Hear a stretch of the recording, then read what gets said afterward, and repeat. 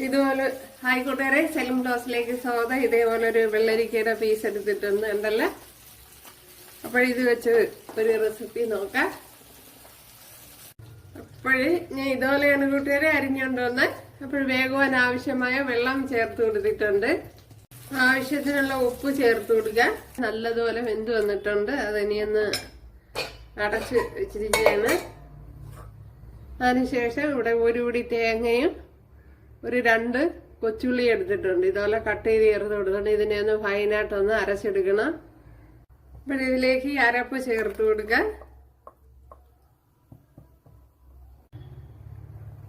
അരപ്പ് ഒഴിച്ചു കൊടുത്ത് അതേപോലെ കുറച്ച് മഞ്ഞൾ പൊടിയും കൂടെ ചേർത്ത് കൊടുത്തിട്ടുണ്ട്.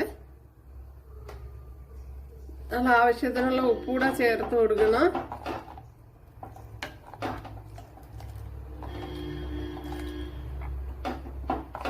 അപ്പോഴിത് നല്ലപോലെ ഒന്ന് ചൂടായി വരണം.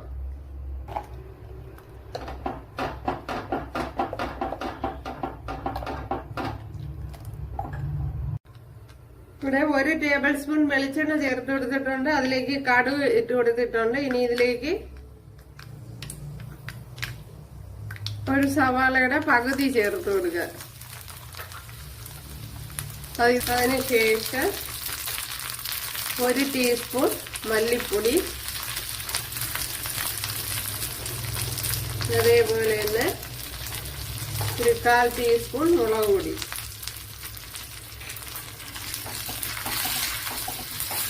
അപ്പോൾ ഓയിലൊക്കെ അവരവരുടെ താല്പര്യം പോലെ ചേർത്ത് കൊടുക്കുക.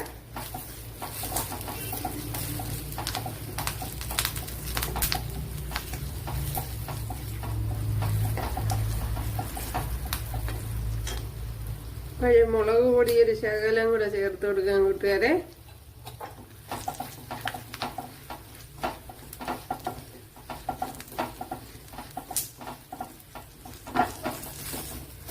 ഓക്കെ, മൂത്ത് നല്ല മണം വന്നിട്ടുണ്ട്. ഇനി തീ അങ്ങ് ഓഫ് ചെയ്യാം. ഓഫ് ചെയ്തതിന് ശേഷം ഇതിലേക്ക് എടുത്തങ്ങ് ഒഴിച്ചു കൊടുക്കാം.